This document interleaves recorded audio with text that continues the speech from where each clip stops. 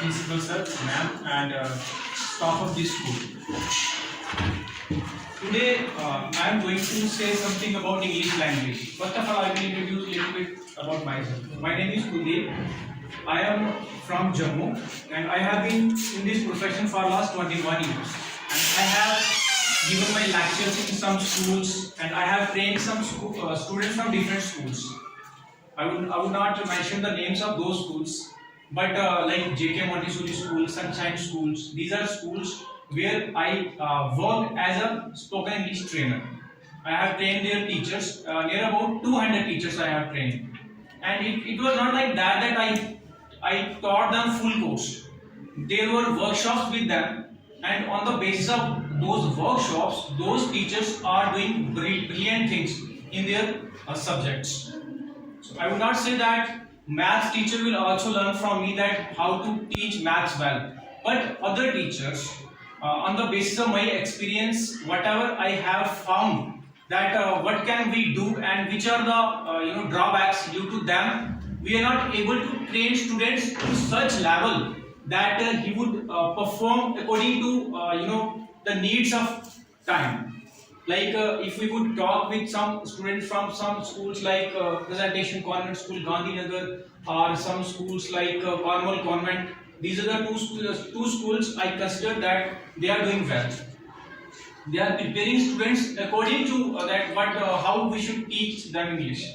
So why students from other schools cannot perform like them? The reason is this, that we don't understand the basic formula, the basic policy that how should we train the students. So let's talk about English language. There are four parts of any language. There are so many languages in the world. English language is also one of them.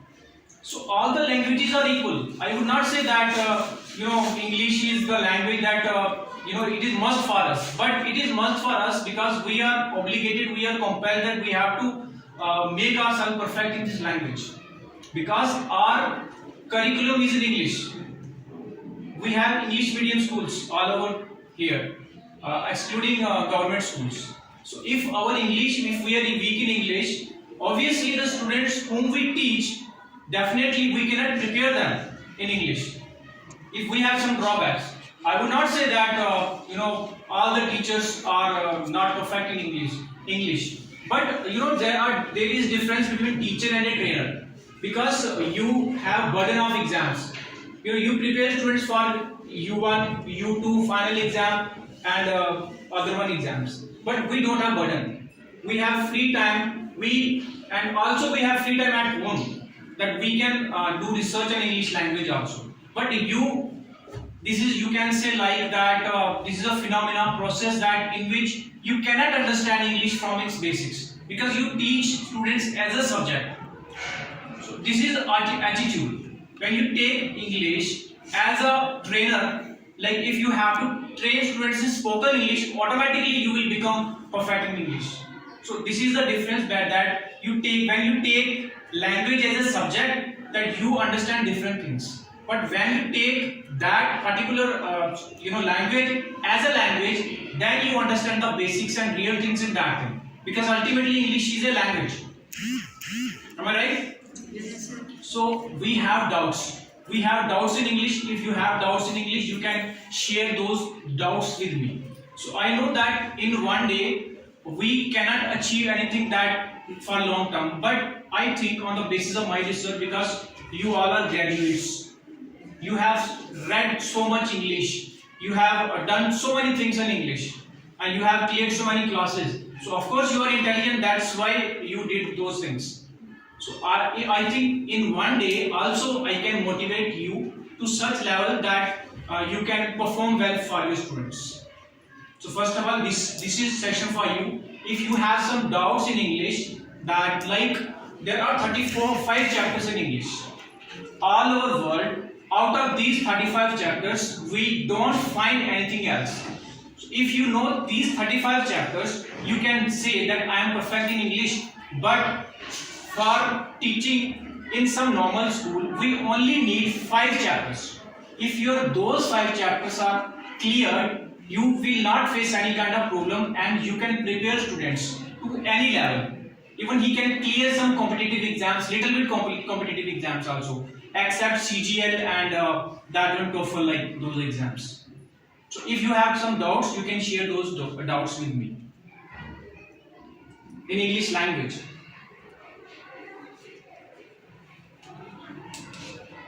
So 5 chapters, you must be perfecting these chapters for becoming a good teacher. Excuse me, sir. Yes, sir. सभी मतलब comfortable हो English नहीं है तो नहीं मेरा मकसद जो है आप ये पहला सेशन आपका है, आपको डाउट्स हैं तो बताओ। अब मैं 5 चैप्टर्स जो आपको बोले थे कि 5 चैप्टर्स अगर आपको इंग्लिश के आते हैं, so you can teach very well and your students will not face any sort of problem. ठीक है, so there which are those 5 chapters? First is tenses. Tenses must be cleared up yourself. There are 12 tenses, 12 forms of 3 major tenses, 3 main, and their parts 12 parts and 72 rules. 72 rules, and these 72 rules are broken in active passive voice. जब हम active passive पढ़ाते हैं तो ये टूट जाते हैं, है ना। इसके साथ थर्ड फॉर्म भी आ जाती है, परंतु इसके साथ टेंसेस में थर्ड फॉर्म नहीं आती है। तो अब प्रॉब्लम कहाँ पे होती है? हम जब बच्चों को एक्टिव पैसिव पढ़ाते हैं तो बच्चे को ये डाउट 12th क्लास तक, ग्रेजुएशन तक रहता है, और वो कंप्लीट करके, स्टडी कंप्लीट करके जॉब भी शुरू कर देता है या ड्रॉप आउट हो जाता है। उसको ये डाउट वहाँ पे भी रहता है कि थर्ड फॉर्म कहाँ यूज, यहाँ पे थर्ड फॉर्म क्यों, इसके साथ क्यों यूज हुई। ठीक है, तो ये डाउट ना हो उसके लिए हमारे बेसिक्स क्लियर होना जरूरी है। ठीक है, तो ये 12 पार्ट्स हैं, मेन 3 के पार्ट्स हैं, फिर आगे 12 पार्ट्स में ये बाइफरकेट हो जाता है, फिर 72 रूल्स हैं। तो इन 12 टेंसेस में आपको कहीं पे भी प्रॉब्लम आ रही है तो आप अभी मेरे से शेयर करो, कहीं पे भी, क्योंकि अब वो which are your deficiencies where you lack, if I would before that and I would try to understand that thing, I should go deep inside your field of knowledge, inside your mind, before that you can share that thing with me also. आप खुद ही share कर लो, फिर मैं थोड़ा सा पूछूंगा, फिर वो नहीं करना चाहिए। अब डाउट है तो बताओ, क्योंकि ये दे मस्ट बी क्लियर। अब मैं एक बात और बोल देता हूँ, ये बैकबोन है इंग्लिश लैंग्वेज की। कोई भी जम्मू का कोई भी स्कूल ऐसा नहीं है, अगर आपको ये 12 टेंसेस में मास्टरी है तो कोई भी किसी भी स्कूल में आप किसी भी बच्चे को पढ़ा सकते हो। कोई भी स्कूल ये नहीं कह सकता कि ये टीचर जो है इसमें प्रॉब्लम है, अगर टेंसेस ही क्लियर है तो ये बैकबोन है। ये तो मैं मानता हूँ एटलीस्ट जम्मू में, क्योंकि इतनी ज्यादा एक्सपर्टाइजेशन यहाँ पे नहीं है। और ये 12 टेंसेस आप सबको क्लियर हैं? नो सर, नहीं क्लियर है, क्योंकि लिटिल बिट तो होगा, थोड़ा सा तो होगा उस लेवल का। चलो लेट अस डिस्कस। मैं इस छोटे से सेशन पे ये 12 टेंसेस आपको क्लियर कर दूंगा। ठीक है, तो पर वो जो 4 मंथ वाला मेरा फॉर्मूला है ना, वो 4 मंथ का फॉर्मूला यही है। ये जो टेंसेस है ना, इनको मैं सिखाता हूँ वहां पे। तो यहाँ पे आज मैं आपको एक रिफ्रेशिंग कोर्स दूंगा छोटा, तो वहां पे सिखाता हूँ। सिखाना और पढ़ाना, इसमें डिफरेंस है। मैंने ये चीज की है, जब भी मैं बच्चों को पढ़ाता हूँ तो मैं टीचिंग नहीं करता हूँ, मैं एक्सपेरिमेंट, रिसर्च और टीचिंग, मेरे ये 3 चीजें चलती हैं। ये तीनों चीजें चलती हैं। रिसर्च करता हूँ कि मेरे पास जो 0 बच्चा आएगा, हम 0 भी लेते हैं, जिसको कुछ भी नहीं आता, उसको 4 मंथ के बाद परफेक्ट होता है, तो वो एक्सपेरिमेंट हो गया। रिसर्च की जब हम उसको पढ़ाते हैं, नई चीजें सीखने को मिलती हैं, इसने क्या प्रॉब्लम फेस की, और हमारे को भी डिफरेंट फार्मूले तैयार हो जाते हैं उसको पढ़ाने। तो ये चीजें हमने की हुई हैं। वो बच्चे, अगर मैं यहाँ पे हमारा कोर्स स्टार्ट हुआ तो मैं बच्चे यहाँ पे आपके सामने खड़े करूंगा ला के, वो बच्चे, उस बच्चे का मार्क लिस्ट दिखाऊंगा आपको, 4th क्लास में क्या था, 5th में क्या है। और ये अब आप इंग्लिश उस बच्चे को इंग्लिश आने से उसकी एसएसटी और इंग्लिश और साइंस कैसे इंप्रूव होगी, ये इस तरह से इंप्रूव होगी, बताता हूँ। देखो, SST हमारी इसमें इंग्लिश में, हमारी जो साइंस है वो भी इंग्लिश में, ओबियसली इंग्लिश तो है ही इंग्लिश में। अगर उसकी इंग्लिश इंप्रूव हो जाएगी तो इंग्लिश में जो हमारी टेक्निक्स हैं उसमें वो भी वर्क करती हैं, हमारी टेक्निक्स भी वर्क करती हैं और बच्चे को लर्न करना आ जाता है। लर्न करना आने से उसको क्या करना, आंसर ही याद करना है ना वहाँ पे, तो आंसर याद करता है। बट ये है कि बच्चा अगर इंटेलिजेंट मिलता है हमें, उसको बहुत ज्यादा फायदा होता है। फायदा ये होता है कि वो रीड करता है, उसको इंटरेस्ट बनता है, उसको कॉन्फिडेंस आ जाता है कि मैं भी कुछ कर सकता हूँ, आंसर उसको लिखना आता है, उसको आंसर समझना आता है। और क्लास में जब बैठता है ना वो, तो उसकी बेसिक इंग्लिश क्लियर होती है, तो वो बच्चा एक सबसे अच्छे स्कूल के बच्चे की तरह हो जाता है ऑटोमेटिकली। अब यहाँ पे मैं आपको ये करके दिखाऊंगा, यहाँ पे मुझे 0 बच्चा मैंने सर के बोला कोई भी बच्चा जो 0 है मुझे देना, 4 मंथ के बाद आप ही उस बच्चे को पढ़ाना और आपको डिफरेंस दिखेगा। और हम उस टेक्निक में हमारा एक और जो बेनिफिट है वो ये है कि विदाउट होमवर्क करवाते हैं हम, कि यहाँ पे बच्चा 45 मिनट मेरे पास पढ़ेगा, उसके बाद कोई होमवर्क नहीं करना है उसको। उसके माँ बाप बेशक एजुकेटेड नहीं है, कोई प्रॉब्लम नहीं है, जो हम पढ़ाएंगे बस उतना ही वो पढ़े और घर में कोई भी होमवर्क ना करे, फिर भी 4 मंथ के बाद वो प्रिपेयर होगा।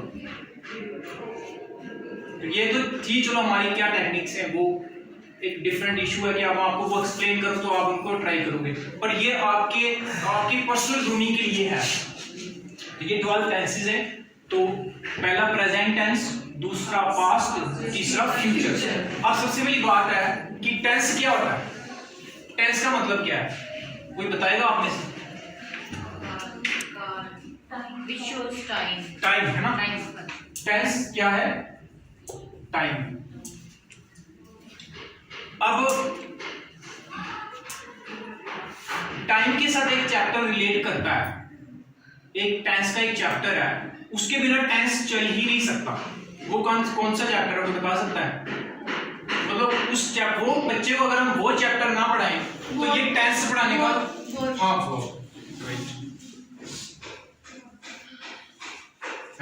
वर्ब क्या है? वर्ब इंग्लिश में अगर if we want to define verb, what is verb?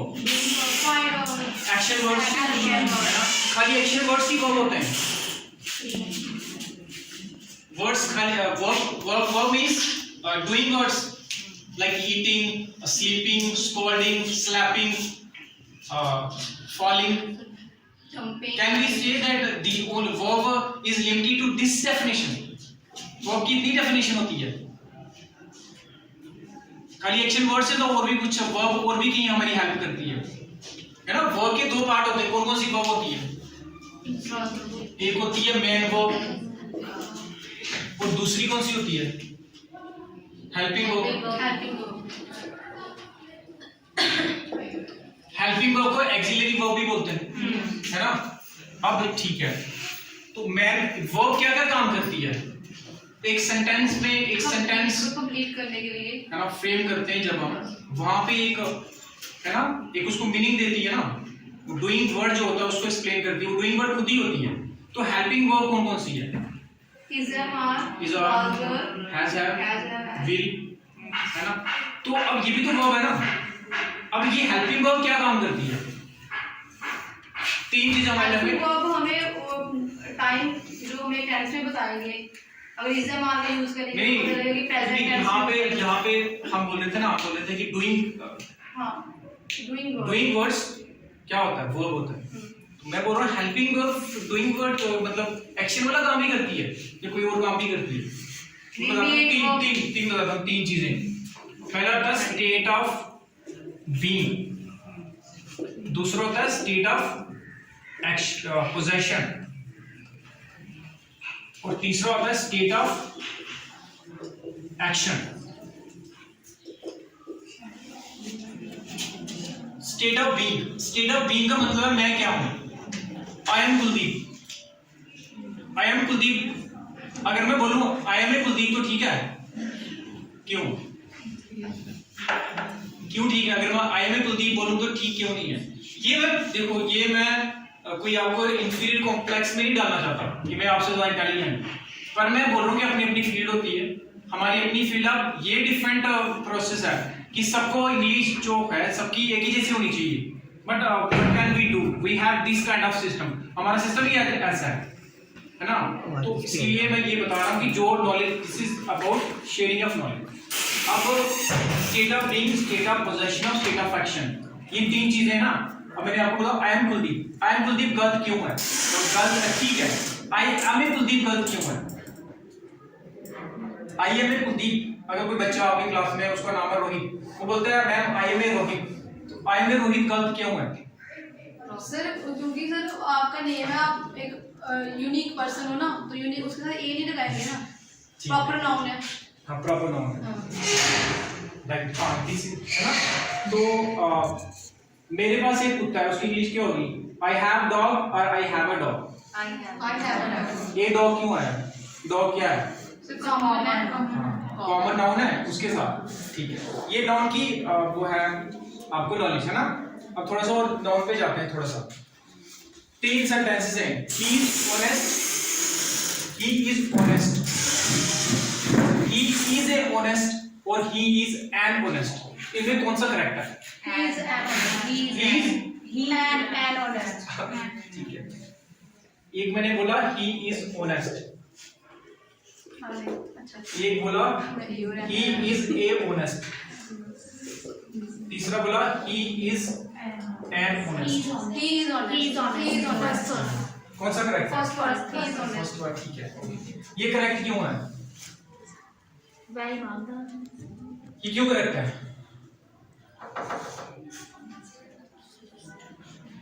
Sir सिर्फ उसकी बता रहे हैं, सिर्फ बता रहे हैं कि क्या? honest है। जैसे हम बोलेंगे he is an honest person, फिर एन लगाएंगे। नहीं, मैं बोल रहा हूँ इन तीनों में सिंपल सी एक मेरा क्वेश्चन है, which one is correct? Like if you are saying this one is correct, that how it is correct, little bit you must explain me, because I am not asking a student, you are a teacher, so you must make me understand that why it is correct। ये correct क्यों है? because यही difference है, यही difference. और मैं ये भी बोल रहा हूँ, ये 100% करेक्ट बात है कि कोई भी बड़े से बड़ा जम्मू का स्कूल है, ये करेक्ट है। वो इसको उस डीप डेप्थ से नहीं बता सकता जिस डेप्थ से उसको बताना चाहिए। तो तभी बच्चे जो है लैब साइडेड होते हैं और बड़ी सारी प्रॉब्लम्स आती है। मैं उनमें नहीं जाता, मैं बहुत बड़ी फिलॉसफी हो जाएगी कि हम क्यों लैग कर रहे हैं ना, हम क्यों लैग कर रहे हैं, तो मतलब तो बताओ। ही ऑनेस्ट, ठीक है, आपने बोला क्यों, ठीक है। आर्टिकल्स आपने पढ़ाए होंगे, तो व्हाट इज आर्टिकल? आर्टिकल क्या होता है? आर्टिकल सर उसमें हम ये लगाते हैं ना, use of A and use of A, अगर डेफिनेट डेफिनेट के साथ दोनों लगाते हैं, और अगर नहीं, आई एम सेइंग आर्टिकल की डेफिनेशन क्या है? What is article? जैसे नाउन की क्या डेफिनेशन है? किसी का भी नाम नाउन है, all living things are noun. किसी चीज का भी नाम वर्ल्ड में जिसकी हमारे माइंड में इमेज बनती है वो नाउन है। अब आर्टिकल क्या है? What is article? ये ऑनेस्ट क्या चीज है? ये मेरा बेसिक जो मेजर मेरा टास्क है ना, वो ये समझाना है आपको। ये तो चलो आ रहा है कि थोड़ा सा आप जब पढ़ाओगे ना, आज के बाद जो इंग्लिश का टीचर है, मेरे इस लेक्चर के बाद 100% वो बोलेगा कि नहीं मुझे पढ़ाने का बड़ा मजा आ रहा है, क्लास के अंदर जाने का मजा आ रहा है। तो ये इसलिए थोड़ा सा कर रहा हूँ। अब बताओ ही इज ऑनेस्ट। ऑनेस्ट क्या चीज है? ये वर्ड क्या है? नाउन है, प्रोनाउन है, वर्ब है, और वो नहीं बताऊंगा, वर्ड वही है, एडजेक्टिव है ना। तो ये एडजेक्टिव है, ही इज ऑनेस्ट, करेक्ट है ना? आप ये बोल रहे हैं। अब ये इसलिए करेक्ट है क्योंकि article, what are articles? Articles क्या हैं? Articles are nothing but the part of adjective. जो एडजेक्टिव्स है ना, उनका पार्ट आर्टिकल ही है। तो आर्टिकल की डेफिनेशन है पार्ट ऑफ एडजेक्टिव। वो भी एडजेक्टिव्स होता है, परंतु हमें उस तरह से नहीं पढ़ाया गया है। हमें आर्टिकल को बताया गया ए एंड काउंटेबल, अनकाउंटेबल। एक तो पोजीशन, दूसरी पोजीशन कहां पे है, साउंड क्या है, कौन सा साउंड दे रहा है, उसके बेसिस पे हमें बताया जाता है बच्चों को। पर आर्टिकल एडजेक्टिव ही होते हैं, एडजेक्टिव का पार्ट होते हैं। तो इसीलिए अगर मैं यहाँ पे ए लगाऊंगा या एन लगाऊंगा तो आर्टिकल एडजेक्टिव प्लस एडजेक्टिव हो जाएगा, और एडजेक्टिव एडजेक्टिव को फॉलो कभी नहीं करता। एडजेक्टिव के पीछे एडजेक्टिव नहीं आ सकता, एडजेक्टिव और एडजेक्टिव नहीं, ये दोनों एक साथ नहीं ना आ सकता, तो भी नहीं आएगा। तभी नहीं आएगा। और उसके बाद आर्टिकल का क्या रूल होता है, आर्टिकल प्लस आर्टिकल हमेशा किसके पीछे आता है, नाउन के पीछे। तो क्या स्ट्रक्चर, उसका स्ट्रक्चर होता है आर्टिकल प्लस नाउन। तो इसीलिए यहां पे हम इसको करेक्ट मानेंगे, ठीक है, अंडरस्टैंड। तो ये छोटी सी एग्जांपल थी। अब जैसे एक और एग्जांपल है, आप दा करवाते हो, बच्चे की मदर स्कूल जा रही है, मैं बोल रहा हूं the mother of Rohan is going to the school. क्या बोल रहा हूं, the mother of Rohan is going to the school. और मैं बोल रहा हूं the Rohan is going to the school. दोनों में से करेक्ट इनकरेक्ट है, एक इनकरेक्ट है।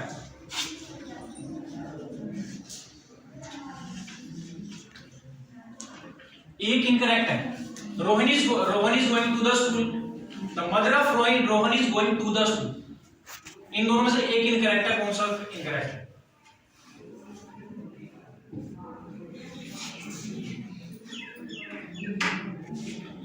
Mother of Rohan is going to the school, ये करेक्ट सेंटेंस है, इनकरेक्ट सेंटेंस है? Mother of Rohan is going to the school, वो उसका रिपोर्ट कार्ड लेने जा रही है स्कूल में। ये सेंटेंस करेक्ट है, इनकरेक्ट है? ये कौन से टेंस का सेंटेंस है? Present continuous. इसमें सारे रूल्स लगे हुए हैं उसके, लगे हैं ना। पॉजिटिव सेंटेंस है, सब्जेक्ट है ना, बाकी जितना भी सारा है इसमें। अब मुझे ये बताओ कि ये इनकरेक्ट है, करेक्ट है?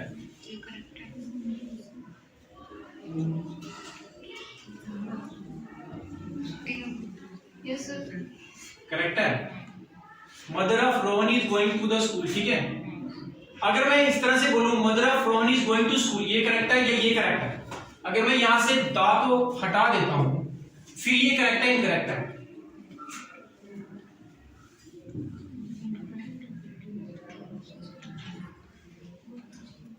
ये नाउन और क्योंकि वो वहाँ पे स्टूडेंट थोड़ी है स्कूल में, वो यूजुअली नहीं जाते हैं। ठीक है, जैसे आप बोलो कि वो रिजल्ट लेने जा रहे हैं। करेक्ट, ठीक है। अब बच्चों को कैसे अंडरस्टैंड करवाओगे? यूजली मतलब क्या, उसको क्या बोलोगे?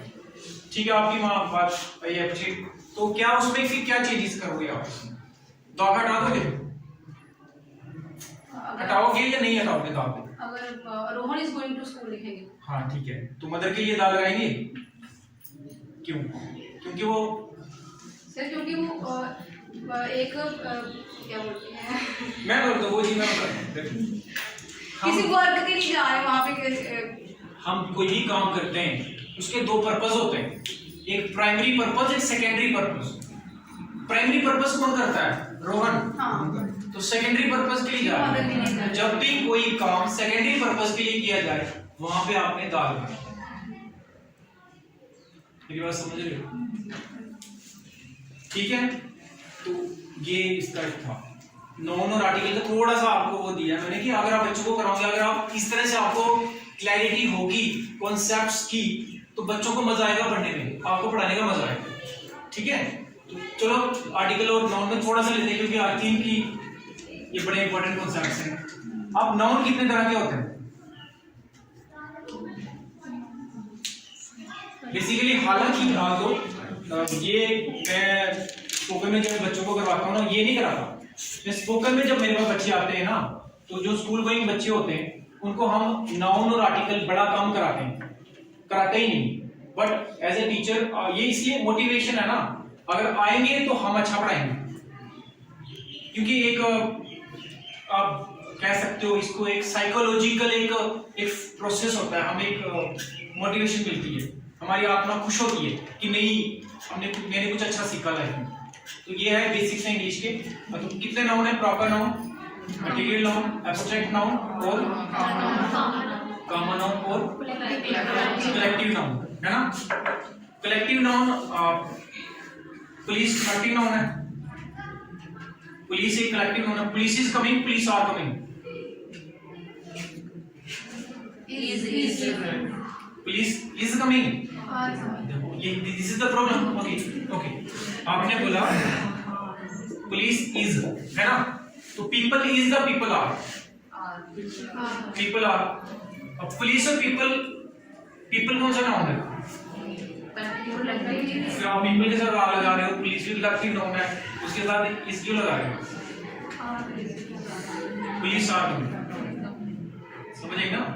क्योंकि ये साउंड पे हम चलते हैं, हमें साउंड वाइज लगता है कि पुलिस इज कमिंग होगा, क्योंकि ऐसे लगता है, हमें फीलिंग आती है, हमें एक फेमिनिन लगता है ये यहाँ पे हम प्रॉब्लम करते हैं, तभी बहुत सारी प्रॉब्लम्स आती हैं।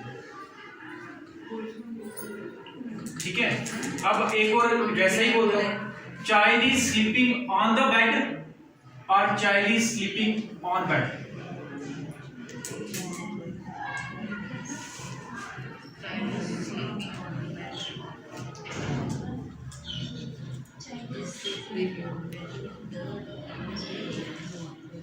Child is sleeping on the bed or child is sleeping on bed.